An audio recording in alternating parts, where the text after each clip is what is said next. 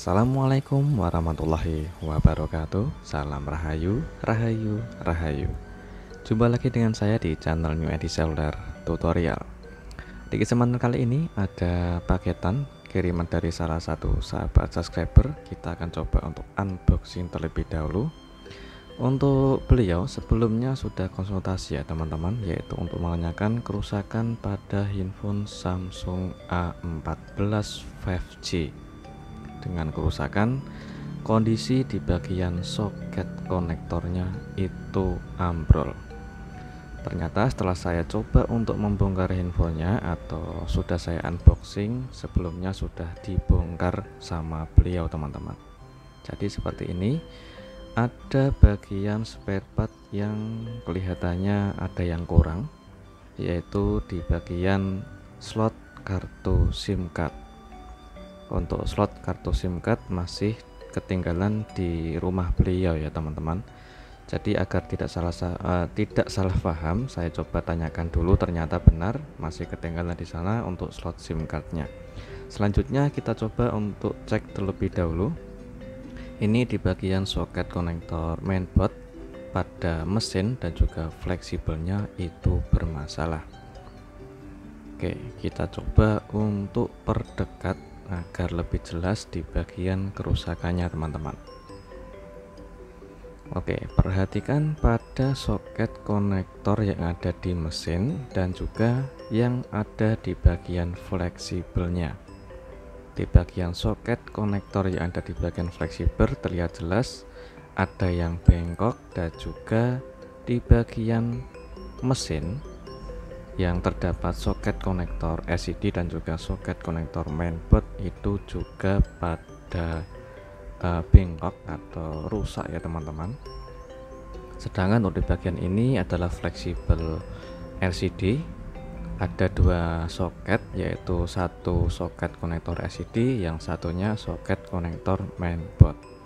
Jadi untuk fungsinya berbeda teman-teman. Kita cek di bagian mesin itu terlihat jelas untuk penutup mesin atau plat pada logam yang ada di mesin itu juga ikut agak bengkok atau melengkung, yang mungkin disebabkan oleh jatuh teman-teman. Untuk keseluruhan saya coba untuk cek kondisi mesinnya. Yang terpenting itu adalah di bagian pusat kerusakannya, yaitu di bagian soket konektor yang ada di mesin. Ini ada dua soket konektor, yang satunya soket LCD, yang satunya soket konektor mainboard. Oke, kita lepas dulu untuk seal pelindung soketnya agar lebih jelas untuk kerusakannya. Oke, perhatikan di bagian ini soket konektor LCD. Ini adalah bagian soket konektor LCD. Ada bagian yang patah ya teman-teman. Ada bagian yang patah di bagian soket konektornya. Dan juga ini ada soket konektor mainboard, juga terdapat ada bagian yang patah. Jadi kedua soket konektor yang ada di mesin itu sama rusaknya teman-teman. Jadi keduanya atau kedua soket itu sama rusaknya. Oke, ini adalah posisi kalau kita coba lihat di bagian samping. Terlihat jelas ada bagian yang melengkung, bengkok, dan juga patah. Jadi untuk kedua soket konektornya sama-sama rusak teman-teman. Kita coba luruskan dulu seperti ini, atau kita rapikan dulu menggunakan cutter atau pisau yang kecil. Dengan ekstra hati-hati untuk mempresisikannya, kita kembalikan ke posisi semula. Ini adalah alternatif sebelum kita mengganti soket konektor yang baru. Kalau kondisinya seperti ini teman-teman, kita bisa coba untuk memperbaikinya dulu sebelum kita ganti. Oke, kita rapikan, kita bersihkan, dan kita luruskan kembali. Oke, kita pastikan untuk merapikannya hingga benar-benar presisi dan lurus teman-teman. Oke, kita coba untuk perbaiki di bagian ini juga. Yang sebelahnya itu ada soket konektor LCD. Di bagian itu juga ada bagian yang patah dan juga melengkung atau bengkok. kita presisikan dulu teman-teman. Di bagian ini saya mendapati, perhatikan, soket konektor atau pin kaki konektornya itu terlepas dari mesin teman-teman. Jadi setelah kita nanti merapikan atau setelah kita selesai merapikan dan mempresisikan soket konektornya, kita bisa solder ulang untuk di bagian soket konektor atau pin kaki konektor yang terlepas. Oke, perhatikan di bagian ini saya coba jelaskan sedikit. Di bagian bawah soket konektor itu terdapat CPU ya teman-teman, atau terdapat IC dan juga komponen. Jadi apabila kita salah sedikit saja untuk memperbaikinya, ada bagian jalur yang terdapat di bagian bawah itu jalurnya menuju ke CPU. Jadi sebelum kita menggantinya dan juga sebelum kita mengerjakan untuk penggantian, kita coba solder ulang di bagian pin kaki konektornya. Oke, kita coba untuk solder ulang di bagian kaki pin konektor yang ada di bagian soket dan juga di bagian PCB. Oke, kita satu persatu untuk solder ulang ya teman-teman, dengan ekstra hati-hati. Kalau saran saya, kita gunakan ujung solder atau mata solder yang kecil dan lancip, yang tujuannya agar tidak merusak di bagian soket konektornya. Jika kita mengenai soket konektor SID atau soket konektor mainboard yang berbahan plastik, itu bisa ikut meleleh jika kita menggunakan mata solder yang ujungnya tebal. Jadi usahakan menggunakan mata solder yang ujungnya kecil teman-teman. Kita cek kembali di bagian ini posisi kanan dan kiri di setiap kaki konektornya. Jika sudah, kita solder ulang. Dan di sebelahnya juga kita coba perbaiki yang terdapat pin kaki soket konektor yang terlepas, yaitu dari posisi kaki pin soket ke PCB. Kita solder ulang juga di bagian ini teman-teman. Dengan hati-hati, usahakan gunakanlah mata solder yang kecil. Dan juga untuk menekan atau saat kita solder ulang juga harus teliti teman-teman. Jangan sampai mengenai atau bikin rusak di bagian PCB-nya.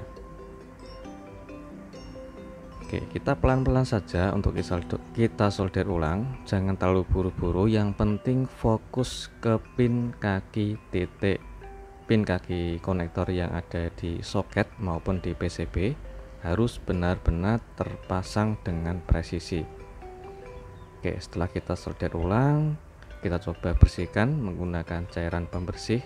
Untuk cairan pembersihnya bebas ya teman-teman, kalau saya sering menggunakan cairan pertama. Kita cek ulang setelah kita solder ulang. Oke, di bagian setiap kaki pin di bagian kiri dan kanan kita cek secara detail apakah sudah terpasang semua, dan di bagian pin kaki konektornya itu ada yang sudah terpasang atau ada yang belum terpasang atau tidak. Jadi kita harus cek terlebih dahulu di bagian samping seperti ini. Oke, dari samping kelihatan di bagian pin kaki konektor bagian mana yang belum nempel sama PCB.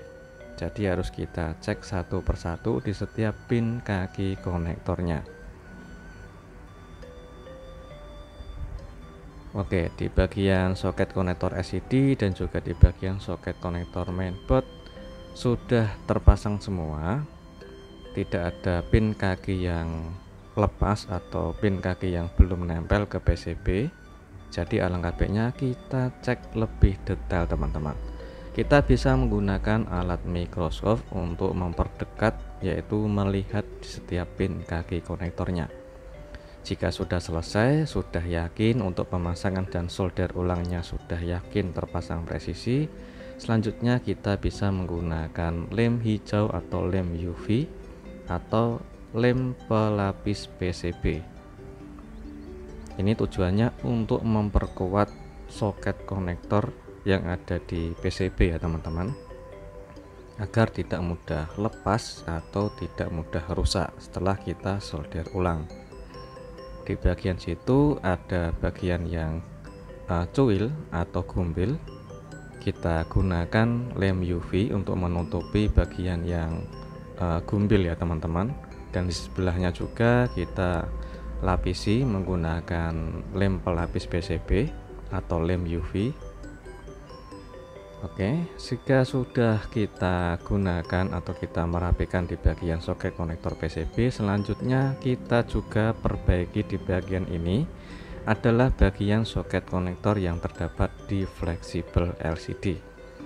Itu sangat parah ya teman-teman, terlihat jelas pada bengkok dan melengkung dan juga patah di bagian soket konektor yang ada di bagian fleksibelnya.